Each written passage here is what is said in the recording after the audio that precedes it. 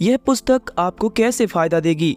उद्यमी और निवेशक नवल रविकांत ने कहा है, कोई महान पुस्तक लिखने से पहले आपको खुद अपनी पुस्तक बनाना पड़ता है। मैंने उन विचारों को जाना जिनका उल्लेख इस बुक में किया गया है।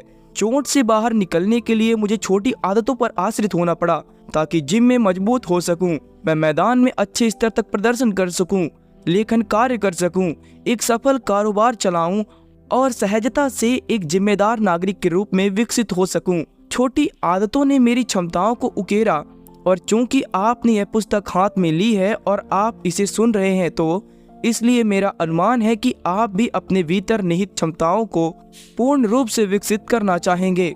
एटॉमिक हैबिट्स पुस्तक लेखक जेम्स क्लियर द्वारा लिखी गई है, जिसमें उन्होंने आदतों को सुधारने और जीवन को सकारात्मक दिशा में बदलने के तरीके बताए हैं।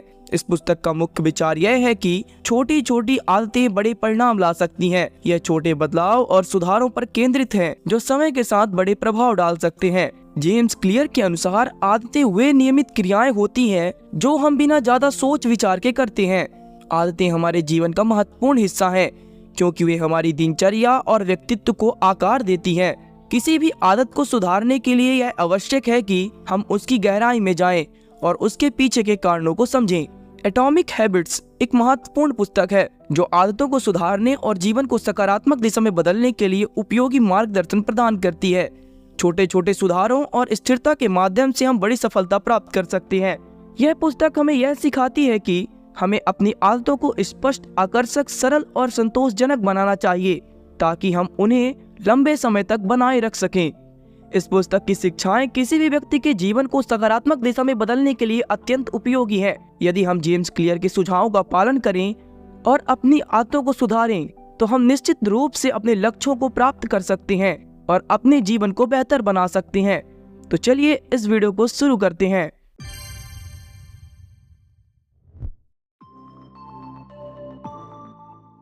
एटॉमिक हैबिट्स के एपिसोड 1 में आप सबका स्वागत है। तो ऑथर कहते हैं, यह मेरी कहानी है। हाई स्कूल में द्वितीय वर्ष के अंतिम दिन की बात है। मेरे क्लासमेट ने बैट को तेजी से घुमाया और वह हाथ से छूट गया और हवा में उड़ते हुए मेरी ओर आया। मैं संभलता उससे पहले ही वह मेरी आंखों के बीचों बीच मेरे चेहरे पर बेसबॉल का बैट लगा। टक्कर के क्षणों को लेकर मेरी कोई स्मृति नहीं है। बैट इतनी तेजी से मेरे चेहरे पर लगा कि उसने मेरी नाक को खराब करके उसे यू आकार का कर दिया। इस टक्कर से मेरे दिमाग के कुछ नरम ऊतक मेरी खोपड़ी के भीतर चले गए। एकदम ही मेरे सिर में सूजन उभर आई। एक क्षण से भी कम समय में मेरी नाक टूट चुकी थी, खोपड़ियां में हड्डी टूटी थी और आंखों के दोनों सॉकेट हिल चुके थे। जब मैंने आंखें खोली तो देखा लोग मेरी मदद के लिए भाग रहे थे। मैंने नीचे देखा तो कपड़ों पर लाल धब्बे देखे। मेरे एक क्लासमेट ने अपनी शर्ट निकालकर मुझे दी। इससे मैंने नाक से बह रहे खून को रोकने का प्रयास किया। इन सब के बावजूद भी मैं अचंभित और दुविधा में था। मुझे पता ही नहीं था कि मैं कितने गंभीर रूप से जख्मी था।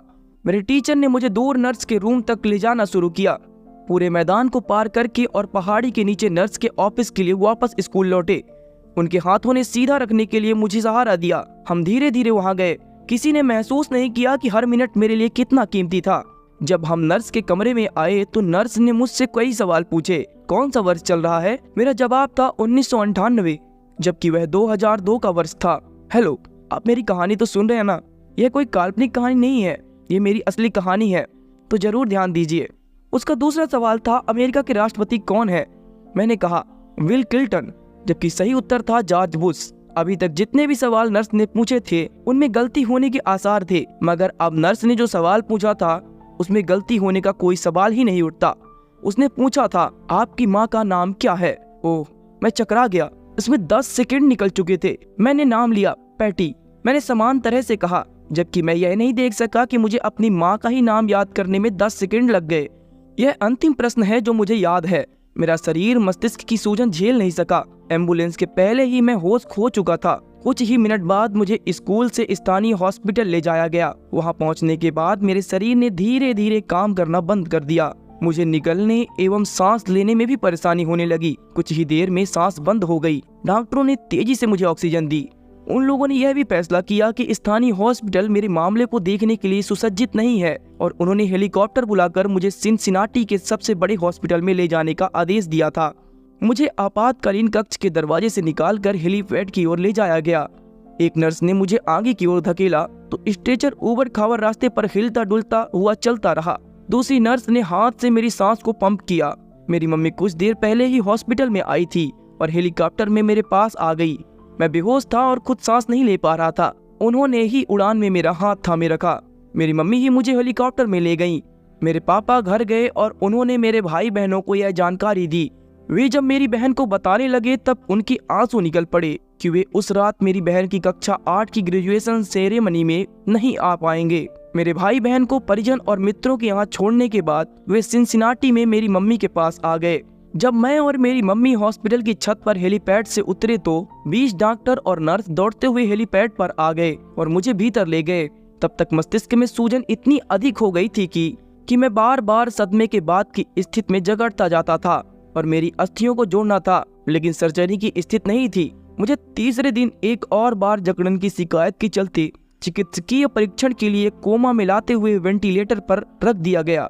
मेरे मम्मी पापा इस हॉस्पिटल से अपरिचित नहीं थे। 10 वर्ष पहले जब मेरी बहन को 3 वर्ष की आयु में ल्यूकेमिया बताया गया था तब वे इसी इमारत के भूतल पर उसे लाए थे। तब मैं 5 वर्ष का ही था। मेरा भाई 6 माह का ही था। 2.5 वर्ष के कीमोथेरेपी के उपचार व मेरुदंड बोन मैरो की बायोप्सी के बाद मेरी बहन कैंसर से मुक्त हो गई और हंसते खेलते वहां से निकल आई। 10 वर्ष के समान जीवन के बाद मेरे मम्मी पापा उसी जगह पर अपने और एक बच्चे को लेकर आए थे। जब मैं कोमा में चला गया तब हॉस्पिटल ने एक पादरी और एक सामाजिक कार्यकर्ता को मेरे मम्मी पापा के पास मदद के लिए भेजा। यह वही पादरी था जो 10 वर्ष पूर्व मेरी बहन के भर्ती होने के समय आया था। दिन ढलकर रात हो चुकी थी। मुझे कई मशीनें जीवित रख रही थी। मेरे मम्मी पापा हॉस्पिटल के गद्दों पर कुछ पल के लिए सो जाते थे और थकान के चलते लेट जाते थे, लेकिन चिंता के मारे फिर उठ जाते थे। मेरे मम्मी पापा ने मुझे बाद में बताया, यह मेरे जीवन की सबसे खराब रात थी।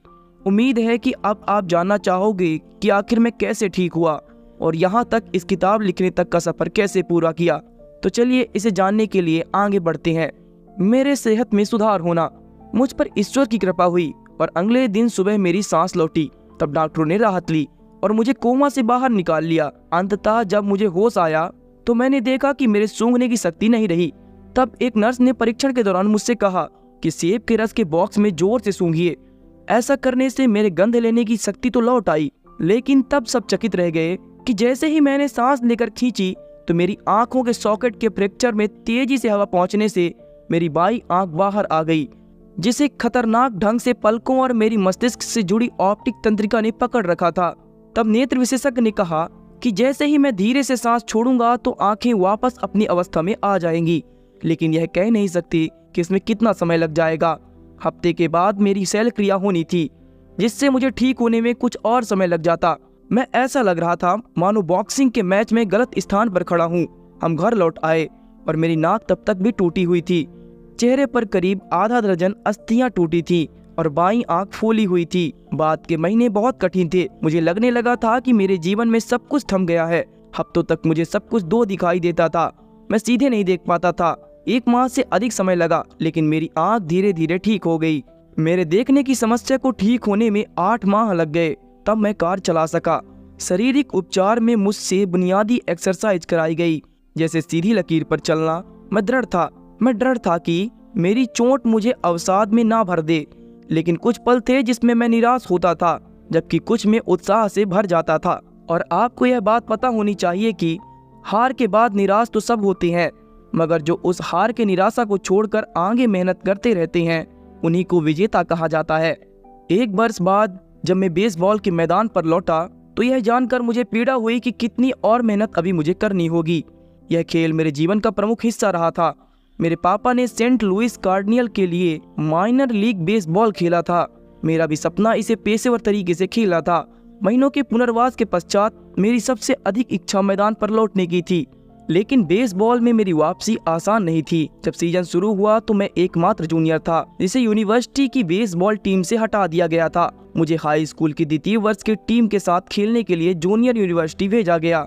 मैं 4 वर्ष की उम्र से खेल रहा था और एक ऐसा व्यक्ति जिसने अपना पूरा समय और प्रयास किसी खेल में लगाया हो, उसे इस तरह से अलग करना अपमानजनक था। मुझे आज भी वह दिन अच्छी तरह से याद है जब यह हुआ था।